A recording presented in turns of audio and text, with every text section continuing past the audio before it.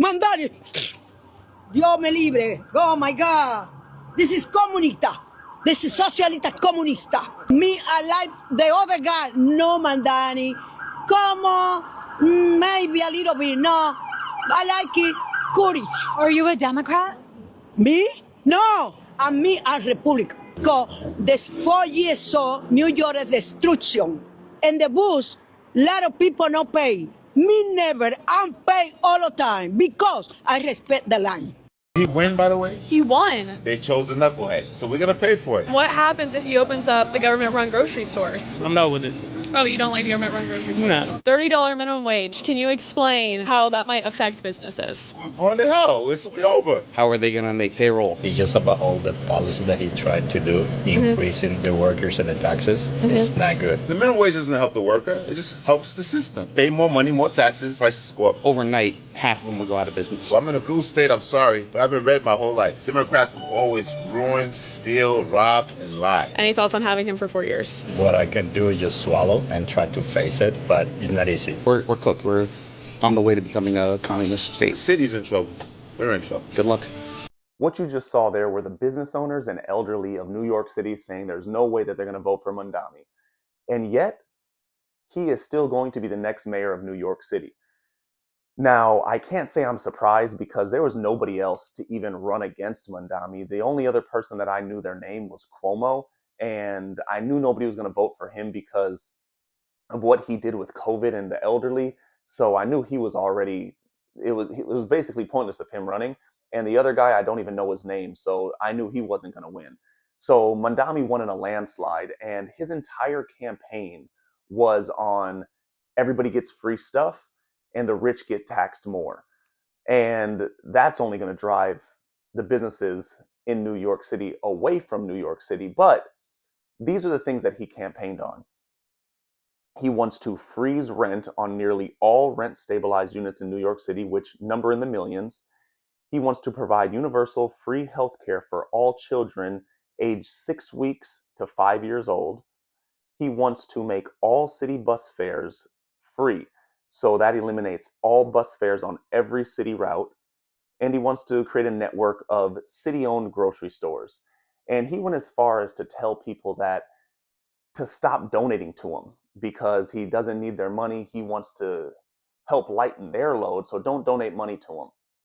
Now, the day after he was elected, he launched this commercial here. And listen to the end on what he's asking you to do. Roll the clip. Good morning, New York City. Thank you. Last night we made history, and today we begin the work of making a new administration. Welcome to the transition. This is the period over the next few months where we build a city hall that delivers on the promises of our campaign, to make New York City affordable and to make government accountable to the people it serves. As we prepare to govern, we'll start announcing the leaders who will help implement our agenda. People like deputy mayors who oversee entire areas of government and the commissioners who carry out the critical work of city agencies. These appointments will be driven by excellence, integrity, and a hunger to solve old problems with new solutions. Talking to organizers on the front lines of the fight to improve our city, government veterans with proven track records, policy experts from around the country and the world, and working people who know better than anyone what our neighborhoods deserve. And this will be a period, like the campaign we ran and the city hall to come, defined by transparency. Because New Yorkers deserve a government they can trust. On January 1st, I will be your mayor. New Year's Day and a new era for this city. Oh, and one more thing. Remember how I told you a few months ago to stop sending us money? You can start again. This transition requires staff, research, and an infrastructure that can meet this moment. And it will be made possible by the people who built and believe in this movement. So I hope you'll make a donation at transition2025.com. Now let's get to work. That's right. You heard him. The free stuff isn't actually free. Who would have thought?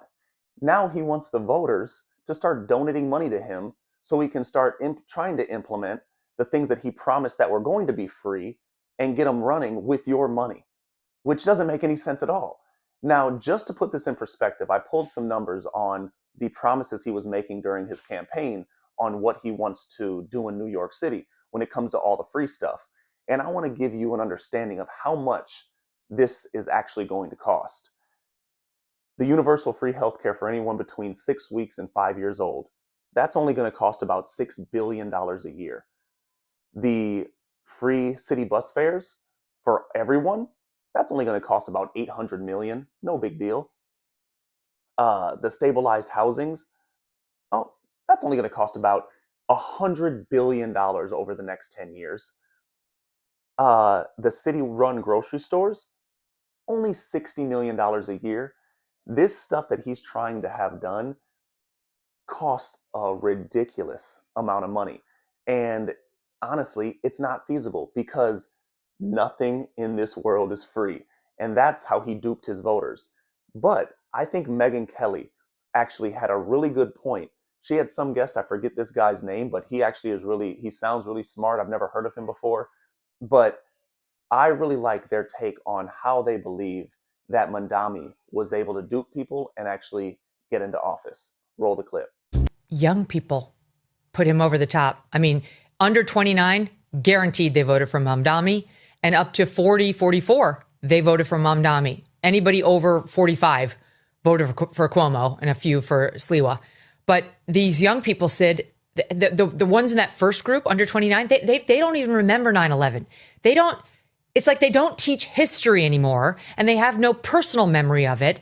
And so there's absolutely no hesitancy about electing a guy who's actually close to a terror-backing imam who testified for the blind sheikh who tried to bring down the towers in 1993. That is all true. And they don't teach about this stuff. You know, I've got two children. One's 21. My daughter, Ava, she just graduated college in the UK. But my son, Gabe, he's 16. He goes to school in the city. They never teach Megyn about 9/11. They don't teach about World War II or the Holocaust. All they talk about is slavery and civil rights. They go it over and over again. So they have no appreciation. And look, here are the facts. You're a 22-year-old girl, right? You don't really have a job. You get up at 11 o'clock in the morning. You go to Starbucks. You text all day. You're Snapchatting all day. Then you hit the bars in Williamsburg, Brooklyn at about 10 o'clock at night. And you go to bed. You have an odd job that pays you very little money. But don't worry because mommy and daddy are paying the rent, which is getting expensive. But here's the good news. I'm taking care of you. So you're a young kid who's lazy, living in New York, who only wants to go out and party and have fun. And Mamdani says, I'm going to take care. Yeah, you see that? And yeah, I think they're right. Like she said, anybody under the age of 29 was an automatic vote for Mamdani. And these are a bunch of people that don't really have real life experience. They've never really understood how the world works. And they're just hearing free this, free that, free this, free that. And they're like, yeah, I think that's what we should be doing. Tax the rich, tax the rich.